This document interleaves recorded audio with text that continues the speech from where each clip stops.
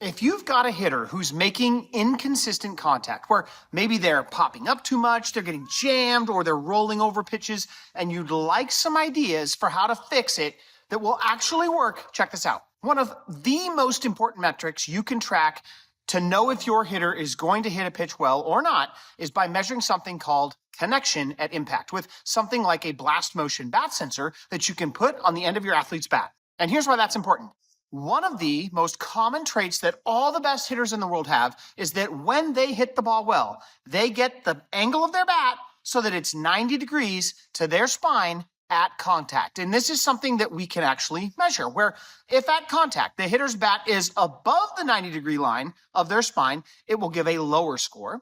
And if it is below the line, it will give a higher score. That's it. And when your bat is in this ideal position, your swing ends up being stable, balanced, and can transfer maximum energy into the ball. But if you're mishitting certain type of pitches, like rolling over ground balls to the pull side, there's a good chance that your connection at impact is off. And the best way to check it is to measure it with a bat sensor. Think of it like a spinning top. When it's upright and spinning quickly, it spins smoothly and it stays balanced. But if it tilts too much and it starts to wobble, that will lose energy and it eventually falls over. Your bat works the same kind of way. If it's not at the 90 degrees to your spine at contact angle, it kind of wobbles and loses inefficient energy, and it results in inconsistent contact. Sometimes you can barrel it, but sometimes you roll over and sometimes you get weak contact. And this was something I started to see in my son at the end of his last high school season, where he was absolutely hammering the ball the opposite field, tons of home runs and doubles, but when he would try to pull the ball, he was rolling over a lot of weak ground balls way too often to the pull side. So we checked his connection and impact scores. And on opposite field hits, his scores were right about 90 degrees, right where they should be. But when he would pull the ball, his connection and impact scores would drop into the 70-degree range, where basically his bat was wobbling just like that tipping top. So what do? Well, here's the 4-step process that we use to start to fix this so that you can do it too. Step 1 is to identify the mishits in the first place. So start tracking your athlete's mishits. Pay attention to pitch location, pitch shapes, the speeds, and start mapping out their mishits so that you can identify where the problems are. Look for patterns. Are you hitting one side of the field well but struggling elsewhere? Do you pop certain types of pitches up and ground out on others?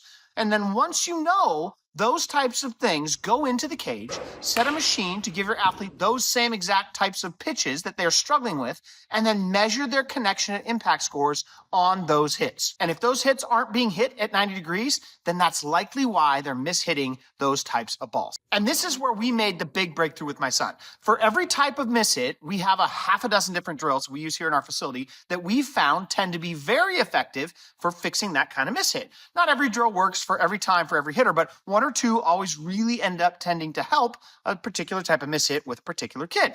And for my son, the breakthrough actually happened when we put him in our long bat drill, where we gave him a 37-inch oversized bat, and then something started to click. Suddenly, he started getting 90-degree connection scores on inside pitches where he'd been struggling before. Why, you might ask? Well, I think it's because the longer bat forced him into the right posture. It's just like trying to prop up something that's about to tip over, right? If you try to prop it up with a stick that's too short, it's going to lean over too far. And if you try to prop it up with a stick that's longer, then it's not going to fall as far. And I think that's what the drill was doing for my son. The longer bat was forcing his body to feel the correct spine posture and the right angles of not leaning over too far on inside pitches. And I didn't have to say a word to him about what to do. We just put him in the drill, and we would measure the results with the bat sensor so that he could fix it. And then we just let the blast motion bat sensor show him in real time whether the fix was working or not. There's no guessing, there's no hoping, there's no yelling or complaining, just data-driven feedback that told him if he was getting in to the right positions. And the result? Well, the very next time he stepped onto the field, he hit the furthest ball of his entire life. So here's the takeaway.